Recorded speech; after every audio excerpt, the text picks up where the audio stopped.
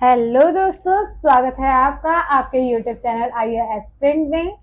मैंने आपको आरओ से रिलेटेड प्रीवियस ईयर का पेपर करवाया था, जिसमें मैंने आपको 10 क्वेश्चन कराए थे और आज मैं वहीं से कंटिन्यू करूंगी जो कि आपके 10 हो गए हैं। तो आज मैं कंटिन्यू करूंगी 11 क्वेश्चन से।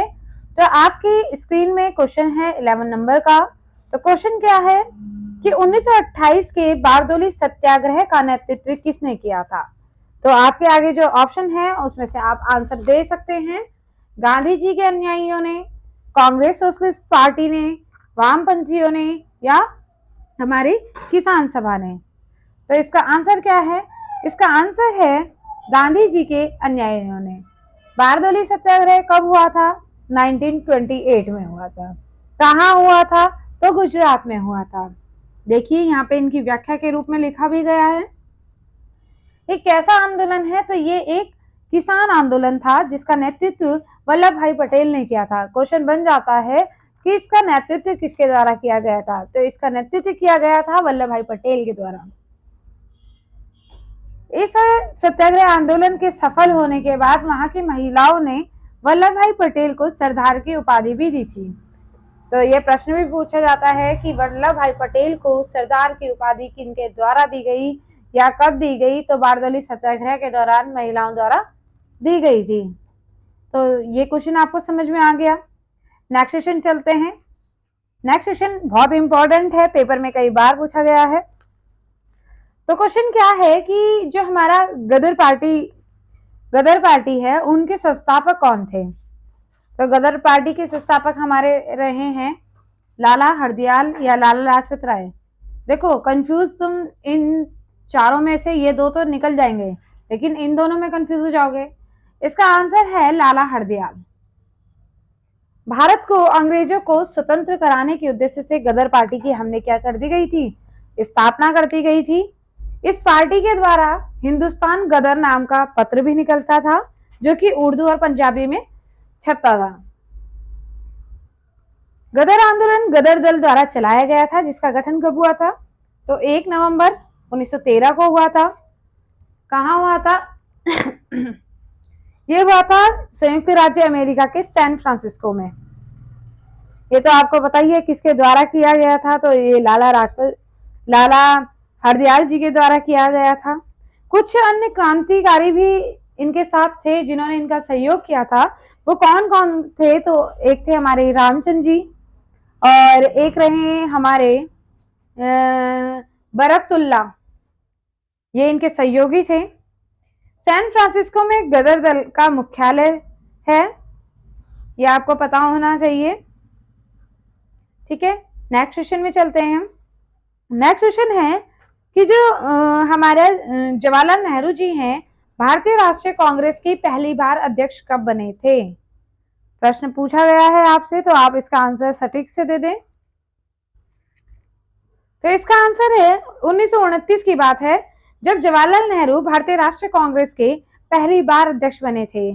जवाहरलाल नेहरू जी की बात करते हैं तो जवाहरलाल नेहरू जी भारत के प्रथम प्रधानमंत्री थे और स्वतंत्रता के पूर्व और पश्चात भारतीय केंद्र राजनीति में केंद्रीय व्यक्तित्व थे। महात्मा गांधी जी हैं, उनके संरक्षण में वे भारतीय स्वतंत्रता आंदोलन के सर्वोच्च नेता के रूप में भी उभरे। 1947 की हम बात करते हैं तो 1947 में भारत के स्वतंत्र राष्ट्र के रूप में स्थापना से लेकर 1964 तक जब उनका निधन हुआ, अपने निधन तक ये प्रधानमंत्री रहे। जवाहरलाल नेहरू जी भारतीय राष्ट्रीय कांग्रेस के अध्यक्ष पहली बार जो चुने गए थे 1929 में लाहौर अधिवेशन में बनाए गए, जिसमें उन्होंने कांग्रेस के पूर्ण स्वराज के लक्ष्य की घोषणा की गई थी। तो ये भी आता है क्वेश्चन कि पूर्ण स्वराज्य की घोषणा कब की गई थी, किसके द्वारा की गई थी। तो प्रश्न के अंदर प्रश्न है, ध्यान से पढ़िए, अच्छे से पढ़िए, आपके पेपर में कोई सा भी क्वेश्चन आ सकता है। ठीक है, चलो नेक्स्ट क्वेश्चन में चलते हैं। नेक्स्ट क्वेश्चन है कि चौखंबा सिद्धांत के अग्रणी सिद्धांतकार कौन थे? ऑप्शन में चलते हैं। एमजी रानाडे, महात्मा गांधी, राम मनोहर लोहिया और लास्ट है एनी बेसेंट। तो कौन थे? तो थे हमारे राम मनोहर लोहिया जी थे। ये भी भारत की स्वतंत्रता संग्राम के सेनानी रहे हैं, चिंतक, प्रमुख प्रखर चिंतक रहे हैं, समाजवादी राजनेता भी रहे हैं। और लोहिया जी की बात करते हैं तो ये चौखंबा सिद्धांत के सिद्धांतकार थे। इनकी पुस्तकों में से एक जो पुस्तक है guilty man of India partition, ये इनकी पुस्तक है। नेक्स्ट क्वेश्चन में चलेंगे। 15 क्वेश्चन में भारत के भूगोल की बात करते हैं। भारत के भूगोल से संबंधित प्रश्न आपके आगे है। तो क्वेश्चन है कि निम्नलिखित में से कौन सा भारत का दक्षिणतम बिंदु है। देखो दक्षिणतम की बात हो रही है तो ऑप्शन है इंदिरा बिंदु, मोदी बिंदु, शास्त्री बिंदु या कौन सा है राम बिंदु। तो अब इसका आंसर है हमारा इंदिरा बिंदु। ठीक है, ध्यान रखिएगा पेपर में कई बार पूछा जाता है। भारत का दक्षिणतम बिंदु इंदिरा पॉइंट कहां पर है, ग्रेट निकोबार द्वीप समूह में है। अगर मैं बात करती हूँ उच्चतम बिंदु की या उत्तरतम बिंदु की, उत्तर की साइड हम क्या कर रहे हैं अपना, मैं फॉर एग्जांपल दे रही हूँ, ठीक है। तो अगर मैं ऊपर की साइड क्या हुआ, मुझे कॉल आती है, ठीक है, कॉल आ रही है तो मैं क्या कर रही हूँ, ऊपर की तरफ जा रही हूँ। तो ऊपर की तरफ लद्दाख की साइड गई तो इंदिरा कॉल, तो उत्तर बिंदु इंदिरा कॉल, ठीक है। नीचे क्या है, नीचे पॉइंट मान लेंगे तो दक्षिणतम बिंदु इंदिरा पॉइंट। इतना समझ में आ गया होगा। बात करते हैं पश्चिमोत्तर बिंदु की। पश्चिम में क्या है आपके, पूरा पश्चिम में चेक करो तो पश्चिम में अगर हम इंडिया का मैप बना के देखते हैं, अगर इंडिया का मैप देखा जाए तो ये ऐसा है। यहाँ पर क्या है, गुजरात है, यहाँ पर क्या है, इस साइड अरुणाचल प्रदेश, ठीक है। तो हमारा जो पश्चिम बिंदु है वो हमारा क्या हो गया, गुजरात है। गुजरात तो है लेकिन पश्चिमतम बिंदु का नाम क्या है, तो गौर माता है। इतना आपको समझ में आया। पूर्वोत्तर बिंदु की बात कर रही हूँ, पूर्वोत्तर बिंदु की बात करते हैं। पूर्वोत्तर बिंदु क्या है, किबुथु है। क्या है, किबुथु, ठीक है। इतना मुझे लगता है आपको समझ में आ गया होगा। चलो आगे चलते हैं। आगे क्वेश्चन है कि सुंदरवन डेल्टा कौन से पेड़ के लिए प्रसिद्ध है। बहुत अच्छा क्वेश्चन है। तो सुंदरवन डेल्टा की बात करते हैं तो सुंदरवन डेल्टा में जो हमारा पेड़ है वो सुंदरी पेड़ है। तो इसमें आप टिक कर दीजिए सुंदरी पेड़ में। सुंदरवन भारत तथा बांग्लादेश में स्थित विश्व का सबसे बड़ा नदी डेल्टा है। यह बहुत सी जो हमारी प्रसिद्ध वनस्पतियां हैं, प्रसिद्ध बंगाल टाइगर का निवास स्थान है। यहाँ बड़ी तादाद में सुंदरी पेड़ मिलते हैं। कौन से पेड़ बोला, सुंदरी पेड़, जिसके नाम सुंदरी पेड़ तो मिलते हैं जिनके नाम पर क्या रख दिया गया, वनों का नाम रख दिया गया सुंदर वन।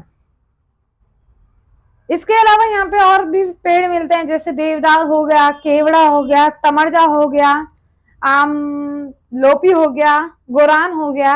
ऐसी कई वृक्षों की यहाँ पे प्रजातियां मिल जाती हैं। इतना आपको समझ में आ गया होगा। आगे चलते हैं। चलो, कौन सा भूस्खलन का उदाहरण है। अब भूस्खलन का उदाहरण, भूस्खलन, जब भूस्खलन होता है तो विशाल भू रचनाएं होती हैं, ऊंची ऊंची पर्वतमालाएं होती हैं, पहाड़, पठार, मैदान आदि संतुलन की अवस्था में ये रहते हैं। ठीक है, तो इसका आंसर चेक करते हैं। अंडमान द्वीप समूह का निर्माण या पथरीली पहाड़ों का निर्माण या मिसिसिपी मोहानों का संकुचन या सेंट एंड्रियास भ्रंश। तो इसका आंसर है मिसिसिपी मोहाने का संकुचन। चलो नेक्स्ट क्वेश्चन में चलते हैं। भाखड़ा नागल बांध। देखो भाखड़ा नागल बांध की बात करते हैं। ठीक है, ये एक बांध है जो कि राजस्थान, पंजाब और हरियाणा की संयुक्त परियोजना है। ठीक है, क्वेश्चन क्या पूछा गया है, क्वेश्चन में फोकस करते हैं कि भाखड़ा नागल जो बांध है उसकी हाइट कितनी है। तो हाइट बताएंगे आप, तो हाइट है 226। मीटर। जो भाखड़ा नागल बांध है उसमें क्या है कि वो भूकंप क्षेत्र में स्थित विश्व का सबसे ऊंचा गुरुत्वीय बांध है। यह बांध हिमाचल प्रदेश के बिलासपुर जिले से सतलुज नदी पर बनाया गया है। ये हाइट मैंने आपको बताई दी थी इस बांध की। और टिहरी बांध के बाद भारत का दूसरा सबसे ऊंचा बांध भी भाखड़ा नागल है। तो टिहरी बांध की हाइट 261 मीटर और इसकी कितनी है भाखड़ा नागल की 226 है। तो इतना आपको समझ में आया होगा। नेक्स्ट क्वेश्चन में चलते हैं 90 नंबर के क्वेश्चन में। तो क्वेश्चन है स्थल मंडल से संबंधित है कि निम्न में से कौन सी ज्वालामुखी सतही प्लेट के मध्य घटित होती है? Mount Fujiyama, Mount Saint Helens, Krakatoa या माउंट किलिमंजारो। तो इसका आंसर है जो ज्वालामुखी सतह प्लेट के मध्य से गठित होती हैं वो होती हैं हमारी माउंट किलिमंजारो। किलिमंजारो कहां पर है? तो अफ्रीका में है, तंजानिया और केन्या सीमा पर है। कहते हैं कि ये दुनिया का सबसे लंबा मुक्त पहाड़ है जिसका शिखर 5895 मीटर है। ठीक है। और ये एक विशाल स्ट्रेटो ज्वालामुखी भी है जो करीब 1 मिलियन साल पहले घटित होना शुरू हुआ था जब लावा रिफ्ट घाटी से बहना शुरू हुआ। ठीक है, इतना आपको समझ में आया होगा। अब मेरा क्वेश्चन है 20 नंबर का। न्यूनतम वृद्धि वाला बायोम, क्या बोला मैंने? न्यूनतम वृद्धि वाला बायोम है, कौन सा है? सवाना है या टैगा है या चपारल है या टुंड्रा है? तो इसका आंसर क्या होगा? तो इसका आंसर है कि टुंड्रा एक क्या है? टुंड्रा हमारा एक बायोम है जहां वृक्षों की वृद्धि कम होती है और तापमान और अपेक्षाकृत छोटे मौसम के कारण प्रभावित होता है। टुंड्रा हमारा कैसा है? क्या बताया मैंने? एक प्रकार का बायोम है। जो टुंड्रा वर्ड है वो कहां से आया? तो फिनिश भाषा से आया है। उसका मतलब क्या होगा? मतलब होता है, अर्थ होता है उसका ऊंची भूमि या वृक्ष विहीन पर्वतीय रास्ता। टुंड्रा प्रदेश भी 3 प्रकार के हैं। पहला आर्कटिक टुंड्रा, दूसरा है दूसरा है अल्पाइन टुंड्रा, तीसरा है अंटार्कटिका टुंड्रा। इन प्रदेशों की जो वनस्पतियां होती हैं वो बौनी सी होंगी, बौनी झाड़ियां होंगी, दलदली पौधे होंगे और क्या होगा उसमें? घास होगा, लाइकेन होगा, ये सारी चीजें वहां पे आपको मिल जाएंगी। यहाँ पे न्यूनतम वृद्धि करने वाला बायोम है ये। ठीक है, तो टुंड्रा का समझ में आ गया। तो मैं आज यहीं पे 10 क्वेश्चन मैंने कंप्लीट करवा दिए हैं। कल की क्लास में भी मैंने आपको 10 क्वेश्चन कंप्लीट करा दिए थे। आगे भी मैं आपके पास 10 क्वेश्चन लेके आऊंगी। तो अगर आपको मेरी क्लासेस अच्छी लग रही हो तो लाइक करें, सब्सक्राइब करें, शेयर करें एंड कमेंट करें। Thank you for watching.